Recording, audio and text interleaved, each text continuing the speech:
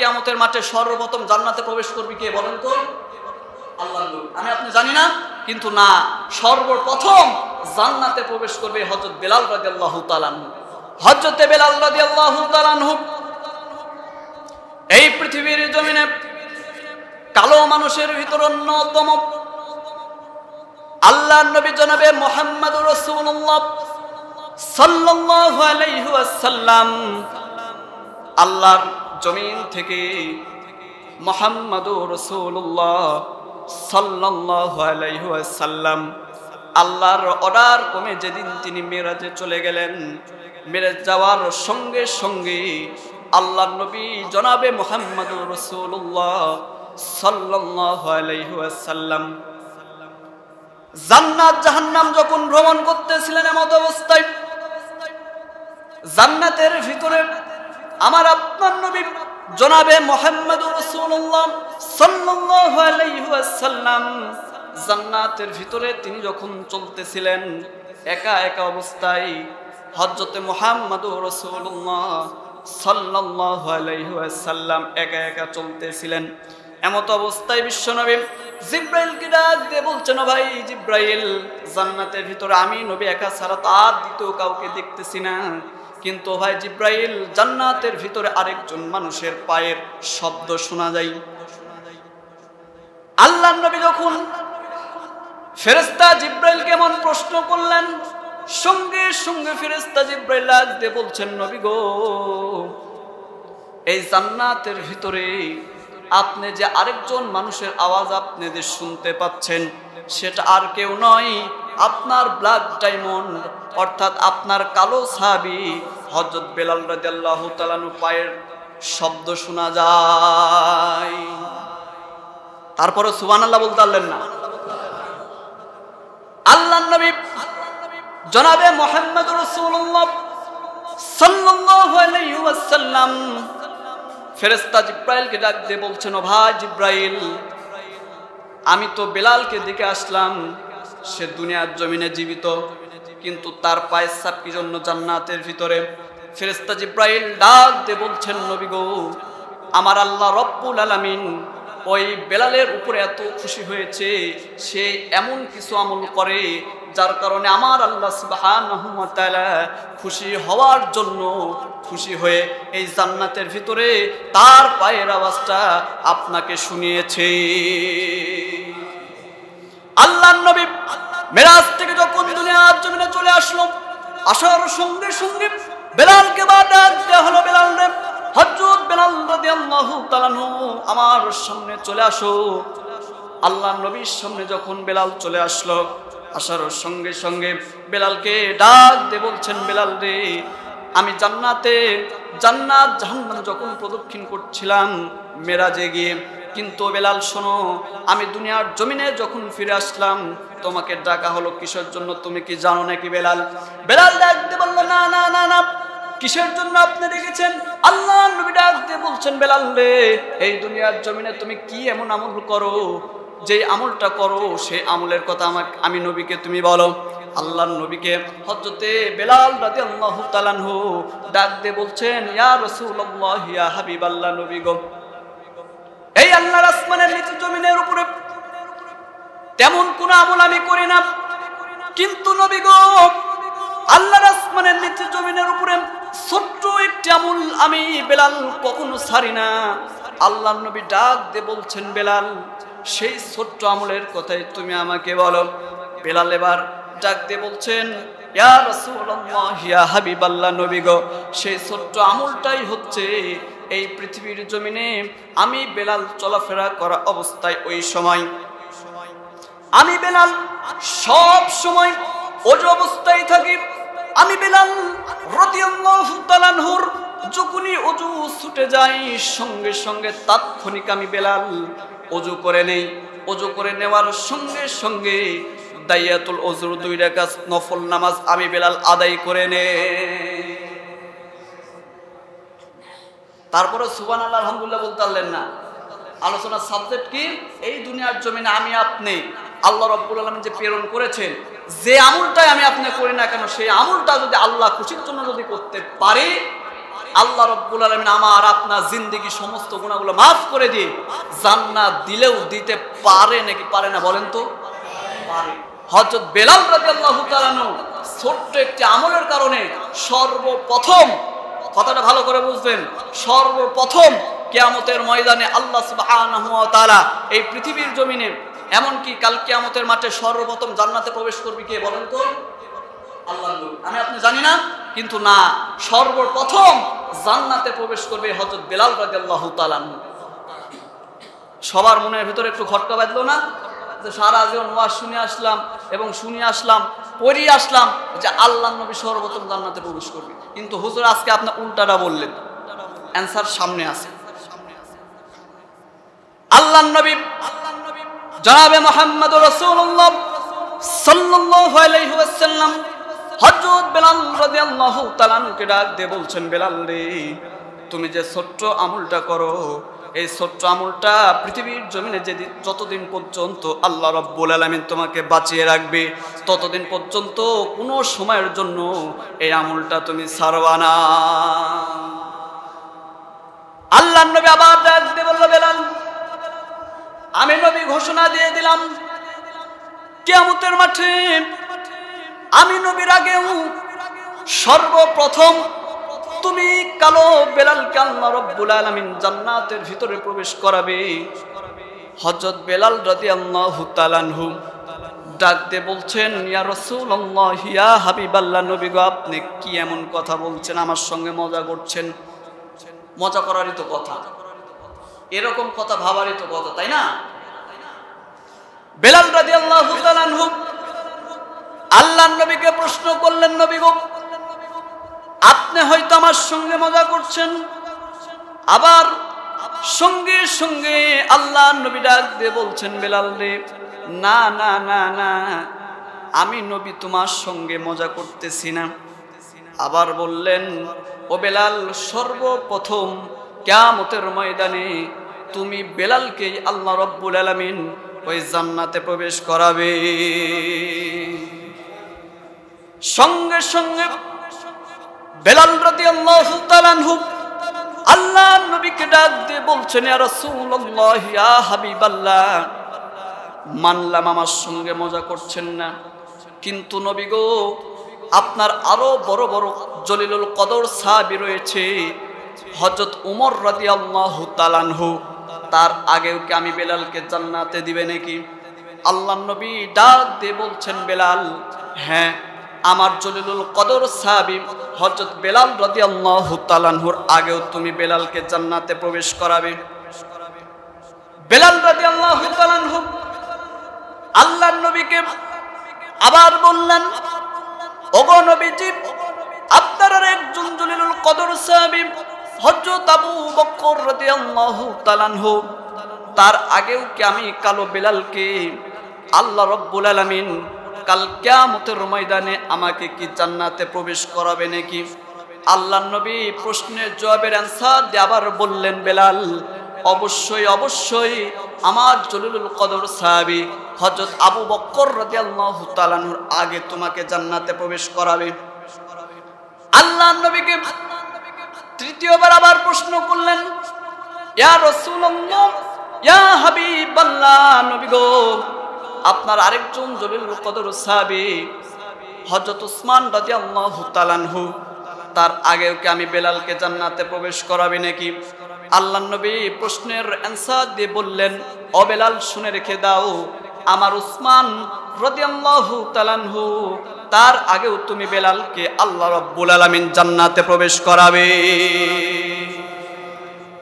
হযরত বেলাল রাদিয়াল্লাহু তাআলা আনহু সর্বশেষ আল্লাহর নবীকে ডাক দিয়ে বললেন, নবী গো, সর্বশেষ একটি প্রশ্ন করতে চাই, ইয়া রাসূলুল্লাহ, ইয়া হাবিবাল্লাহ, নবী গো, আপনি মাইন্ড করবেন না নবী, এই পৃথিবীর জমিনে আপনার মুখ থেকে আপনি বলেছেন সবার আগে আমি বেলালকে জান্নাতে প্রবেশ করাবে, কিন্তু নবী গো, আপনি নবীর আগেও কি আমি বেলালকে জান্নাতে প্রবেশ করাবে নাকি?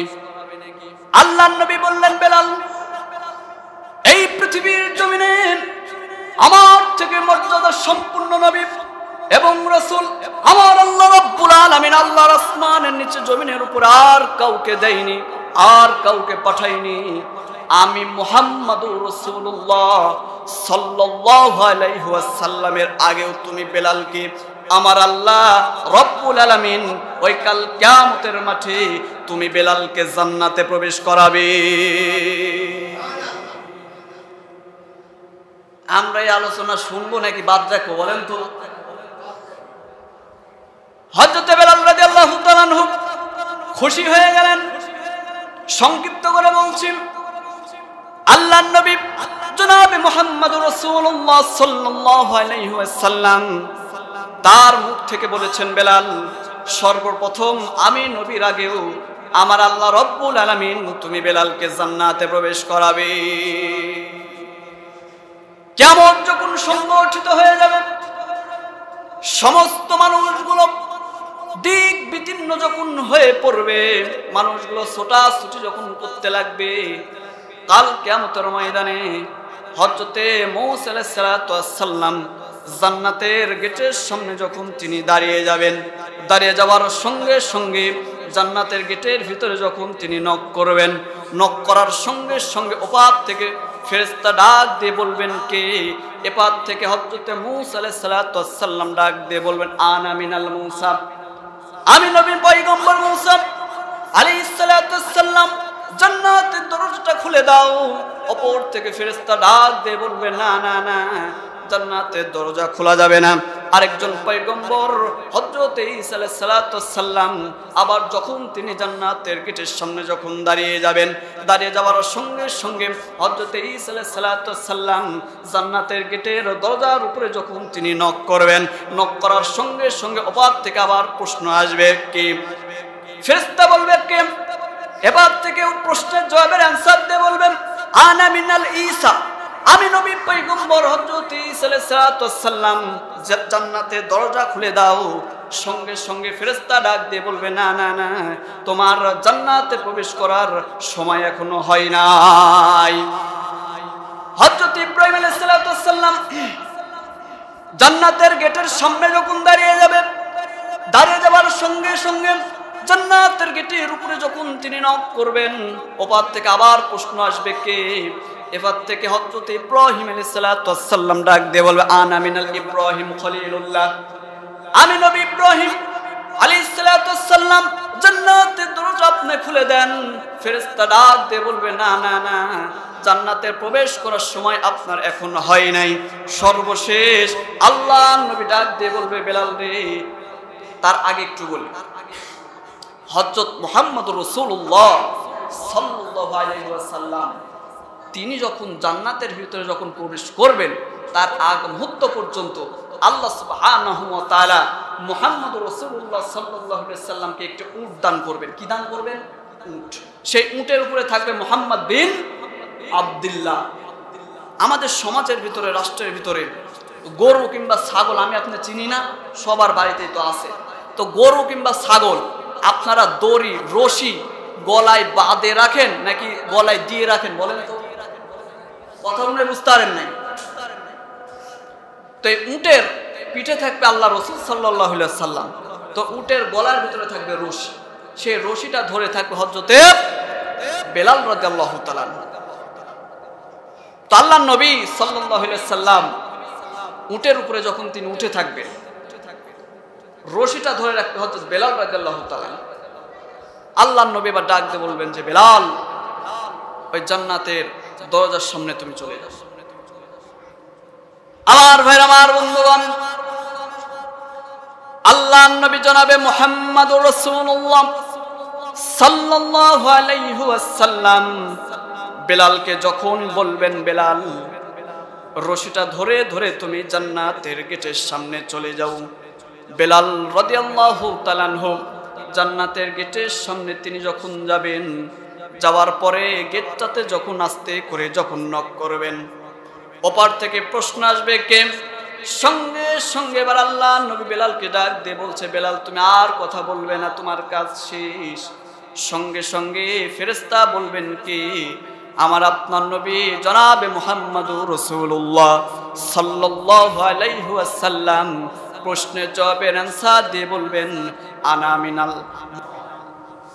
সঙ্গে সঙ্গে নবীজি যখন এরকম উত্তর দিয়ে দিবেন, আমি হলাম শেষ পয়গম্বর জনাবে মুহাম্মদুর রাসূলুল্লাহ সাল্লাল্লাহু আলাইহি ওয়াসাল্লাম জান্নাতের গেটের দরজাটা খুলে দেন। সঙ্গে সঙ্গে ফেরেশতাগুলো এবার ওই জান্নাতের দরজাগুলো খুলে দিবে। এবার আল্লাহর নবী ডাক দিয়ে বলবেন, বেলাল তুমি উটের রশিটা ধরে ধরে জান্নাতের ভিতর প্রবেশ করো, আর আমি নবী উটের পিঠে উঠে জান্নাতে প্রবেশ করব। প্রশ্নের অ্যান্সার পাইছেন? সর্বপ্রথম জান্নাতের ভিতর প্রবেশ করলো কে? বেলাল। কি ধরে? রশি ধরে। আর জান্নাতে প্রবেশ করলেন উটের পিঠে উঠে কে? মুহাম্মদুর রাসূলুল্লাহ সাল্লাল্লাহু আলাইহি ওয়াসাল্লাম।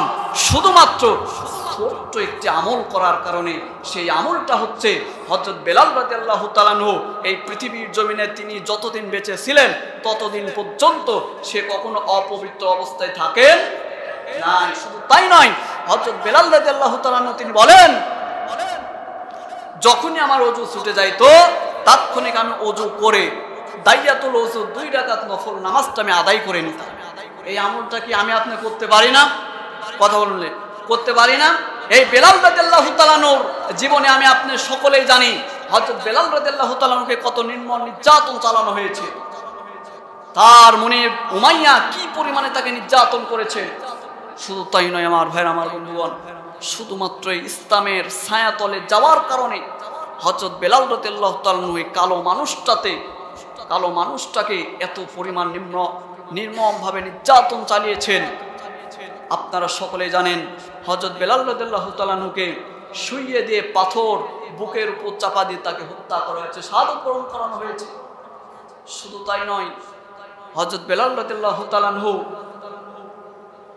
তার গোলাম উমাইয়া মরুর প্রান্তরে তিনি যখন চলতে যাইতেন, উটের পিঠে উমাইয়া যখন চড়তেন, রশিটা যখন বেলাল রাদিয়াল্লাহু তাআলা আনহু যখন ধরে রাখতেন, আপনারা সকলেই জানেন চৈত্র মাসে অর্থাৎ প্রখর রোদের মধ্যে ওই উটে মরুভূমির ভিতরে ওই বালুগুলো যে থাকে, বালুগুলো কি পরিমাণে যে গরম থাকে, যারা মরুভূমির প্রান্তরে মরুভূমিতে যারা চলাচল করেছে তারাই মাত্র জানে এত পরিমাণে গরম থাকে।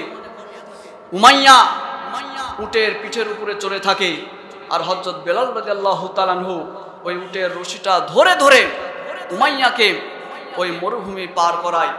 পায়ে খোসা পড়ে যায়, রক্তগুলো বালি কণার সঙ্গে মিশে যায়। এত নির্মম নির্যাতন তাকে চালানো হয়েছে। শুধু তাই নয়, উমাইয়া উটের পিঠে উঠে থাকে, শরীরের ভিতরে মোটা জাতীয় কাপড় সে পরিধান করে থাকে। কনকনে শীতের সময় হযরত বেলাল রাদিয়াল্লাহু তাআলা আনহুকে শুধুমাত্র পাতলা একটি কাপড় তার শরীরের ভিতরে পরিধান করে এত কনকনে শীতের ভিতরে হযরত বেলাল রাদিয়াল্লাহু তাআলা আনহুকে রাখা হয়। কিন্তু হযরত বেলাল রাদিয়াল্লাহু তাআলা আনহু আল্লাহ নবীর দরবারে যখন তিনি চলে গেলেন, যাওয়ার পরে আল্লাহ রাসূল সাল্লাল্লাহু আলাইহি ওয়াসাল্লামের হাতে বায়াত গ্রহণ করে ইসলামের ছায় যখন তিনি চলে গেলেন, যাওয়ার পরে হযরত বেলাল রাদিয়াল্লাহু তাআলা আনহু ইসলাম ধর্ম গ্রহণ করার সময় হযরত বেলাল রাদিয়াল্লাহু তাআলা আনহু কান্না করে ফেললেন। আল্লাহ নবী ডাক দিয়ে বলছেন, বেলাল তুমি কান্না করছো কেন? বেলাল ডাক দিয়ে বলছেন, ইয়া রাসূলুল্লাহ, ইয়া হাবিবাল্লাহ নবী গো, মানুষ কান্না করে দুই সময়ে। এক সময় হচ্ছে খুশি যখন হয় তখন, আর 2 নম্বর কান্না করে মানুষ তখন যখন সব থেকে কষ্ট যে ব্যক্তিটা পায় তখন। তো ইয়া রাসূলুল্লাহ, ইয়া হাবিবাল্লাহ নবী গো, আমি বেলাল কান্না করতেছি কষ্টে নয়, আমি বেলাল কান্না করতেছি খুশিতে। তার কারণ আপনি হলেন পৃথিবীর জমিনে সর্বশ্রেষ্ঠ মহামানব, আখিরি জামানার পয়গম্বর জনাবে মুহাম্মদুর রাসূলুল্লাহ সাল্লাল্লাহু আলাইহি ওয়াসাল্লাম। আপনি আমাকে আপনার বুকে টেনে নিলেন, কিন্তু আমার গোলাম উমাইয়া আমার উপরে এত নির্মম নির্যাতন চালায়, মানুষদের সামনে আমাকে গোলাম পরিচয় দিতেও সে লজ্জাবোধ করে, কিন্তু তা না করে আপনি আমাকে বুকে টেনে নিলেন, এই জন্য আমি কান্না করতেছি। আমার ভাইরা, আমার বন্ধুগণ, হযরত বেলাল রাদিয়াল্লাহু তাআলা আনহু তিনি যদি ছোট্ট একটি আমলের কারণে জান্নাতে যেতে পারেন, আমি আপনি কি জান্নাতে যেতে চাই না বলেন? অবশ্যই কিন্তু চাই, সকলেই কিন্তু চাই। আমার ভাইরা, আমার বন্ধুগণ, আমি আপনি যারাই যে অবস্থায় থাকি না কেন, সর্ব অবস্থায় একমাত্র আল্লাহ রব্বুল আলামিন আমাকে আপনাকে পৃথিবীর জমিনে প্রেরণ করেছেন। কখন কিভাবে আমি আপনি চলে যাব কেউ কিন্তু জানি না। আমরা অনেকেই, আপনারা অনেকেই জানেন, এই সোশ্যাল মিডিয়ায় মাত্র সপ্তাহখানেক হলো তিনবারের ওয়ার্ল্ডের ভিতরে ফার্স্ট হয়েছে, তিনবারের একজন আন্তর্জাতিক মানের কারি তকি ভাই এই কয়েকদিন আগে মারা গেল। একদম যুবক মানুষ, আমাদের থেকে 2-1 বছরের সিনিয়র হবে, কিন্তু তার বাবা মা বেঁচে আছে, আত্মীয় স্বজন মুরব্বী যারা আছে তারা বেঁচে আছে। কারো বাবা আগে যাচ্ছে, সন্তান পড়ে যাচ্ছে, আবার বাবা দুনিয়ার জমিনে বেঁচে আছে কিন্তু সন্তানগুলো চলে যাচ্ছে। এই জন্য আমার ভাইরা, আমার বন্ধুগণ, আপনাদের উদারত আহ্বান করে বলবো, আমি আপনি যখন যে অবস্থায় থাকি না কেন, সর্ব অবস্থায় আল্লাহ সুবহানাহু ওয়া তাআলা যে সমস্ত কাজগুলোকে হালাল করেছেন ওই সমস্ত ইবাদত বন্দিগুলো আমি আপনি আঁকড়ে ধরবো, আর যে সমস্ত কাজগুলোকে হারাম করেছেন তার থেকে আমি আপনি যেন বিরত থাকতে পারে। আল্লাহ সুবহানাহু ওয়া তাআলার কোরআন এবং সুন্নাহ অনুযায়ী আমার আপনার জীবনটা যেন পরিচালনা করতে পারি। আল্লাহ সুবহানাহু ওয়া তাআলা আমাকে আপনাকে সকলকে সেই তৌফিক এনায়েত দান করুক। ওয়া আখির দাওয়ানা আলহামদুলিল্লাহি রাব্বিল আলামিন। আসসালামু আলাইকুম ওয়া রাহমাতুল্লাহি ওয়া বারাকাতুহু। যারা সুন্নাত নামাজ পড়েন